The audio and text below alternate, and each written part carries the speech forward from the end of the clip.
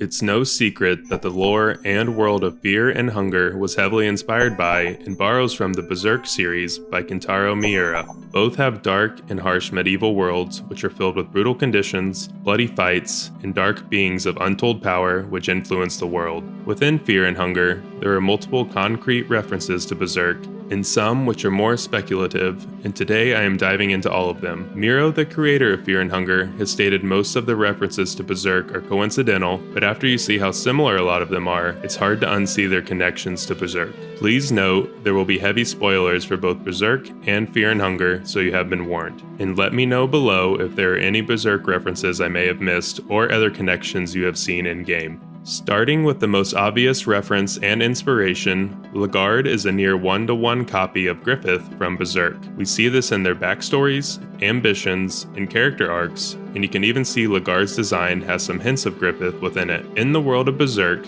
Griffith is the leader of a mercenary group called the Band of the Hawk, and Griffith's true goal lies in wanting to get his own kingdom one day. The mercenary group rose to fame within the Kingdom of Midland due to their success in battles, and they eventually won the favor of the king, who accepted them as knights after a large victory. However, their success was short-lived, as in a moment of weakness, Griffith slept with the princess, was caught, and was sent to the pits of the dungeons to be tortured for months. Additionally, the Band of the Hawk was attacked by the Kingdom of Midland, and largely disbanded apart from a few members who rallied together in order to save Griffith from the dungeons. He was eventually rescued, but it is revealed Griffith is part of a larger prophecy to become a member of the God Hand, a group of ultra-powerful, demonic entities, and he ascends to become one of them. This story will sound incredibly familiar to anyone who has played Fear and Hunger, and it's mirrored in Lagarde's story. Just as with Griffith, Lagarde is the leader of the Knights of the Midnight Sun, and aims to create a unifying kingdom, and is known as the prophesized one by the new gods. The Knights of the Midnight Sun become notorious throughout the kingdom of Rondon for their deeds, and Rondon sought to have them be an asset until Lagarde slaughtered the people of Oldegard in order to retrieve the Cube of the Depths. This caused Rondon to turn on Lagarde and destroy the Knights of the Midnight Sun, after which he was captured, imprisoned, and tortured in the dungeons of Fear and Hunger. Darce, as one of the last remaining members of the mercenary group, set out to rescue Lagarde from the dungeons. However, after his rescue, he delved deeper in the dungeons where his true goal was revealed, the Golden Throne. Setting upon the throne, Lagarde fulfilled his prophecy and ascended to become the Yellow King, a new god of great power who aims to bring a new unified age upon the world of man. In Fear and Hunger 2 Termina, we see the Yellow King again, who has now become the Kaiser, a much more violent version who uses war in order to achieve his goal of creating the Machine God, which will create an entire new world for man. This version of Lagarde is very similar to Griffith's God Hand form Femto, who later in the series uses means to fuse the normal and astral worlds of Berserk, literally bringing a new age to humanity. Moving on to everyone's favorite resident dungeon doggo, Moonless has a similar design to Guts' Beast of Darkness from Berserk. Both have comparable beastly wolf appearances and jagged tooth mouths, and this design inspiration is shown further in Moonless from Fear and Hunger 2 Termina, who has grown to much more monstrous proportions. In Berserk, the beast represents the repressed rage and wrath of Guts that wants to break out and cause carnage. However, our Moonless is much better, more friendly, and helpful than the Beast of Darkness.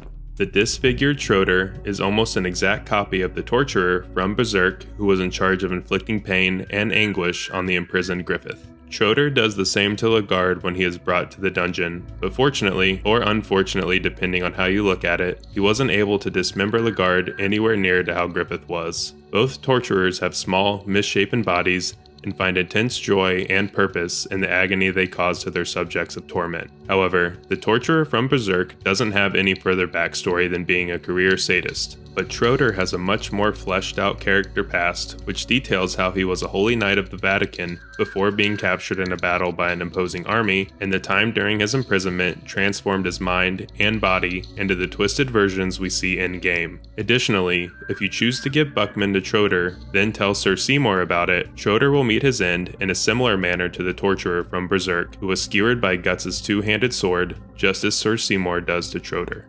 The story of Ragnvaldr the Outlander contains many similarities to Guts' story, who is the main character of Berserk, as well as both of their character designs being large hulking warriors. Guts has a deep hatred for Griffith for killing his friends and comrades, akin to how Ragnvaldr's main goal is to exact revenge on the Guard for destroying his family and friends from Oldegard. Additionally, in Ragnvaldr's S ending, he vows to destroy evil creatures all over the world, just like how Guts sets out to destroy the God Hand's apostles during the Black Swordsman arc.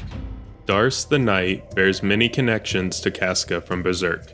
Casca is the long-standing, high-ranking female officer within Griffith's Band of the Hawk mercenary group, just like Darce is with Lagard's Knights of the Midnight Sun, and both wield a longsword as their weapon of choice. They are both intensely loyal to and have unrequited feelings for their captains and set out to free them from the dungeons when they are imprisoned. Many believe Darce's design to be based on Casca's as well, but it has been stated by Fear and Hunger's creator that Darce's design actually comes from Joan of Arc, and it is merely a coincidence that she has similarities to Casca. I've seen quite a few people comment that the darkness beast Nasra summons in our fight against him is based on the apostle Nosferatu Zod from Berserk. While at first glance it does seem to bear resemblance, as they both have beastly appearances, there isn't any concrete evidence of this, and their overall designs do vary quite a bit, with the darkness beast looking much more like a minotaur than Zod's beastly form.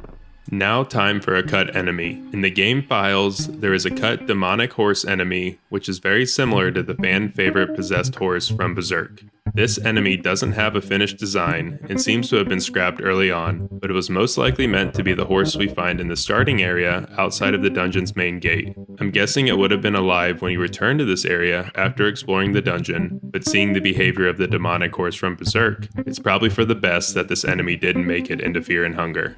The penance armor is a hot topic of debate for if it was based off Berserk, as the spikes within the armor are very similar to the spikes within the Berserker armor that bite into the wearer when worn and sends them into a violent berserking rage. It's evident that the penance armor was based off of the Iron Maiden torture devices, but it's hard to deny the resemblance to the Berserker armor, especially with how they are both kept hidden away in secret chambers, aren't meant to be taken off, have spikes that bite into the flesh of the wearer, and cause their wearers to continuously bleed until death.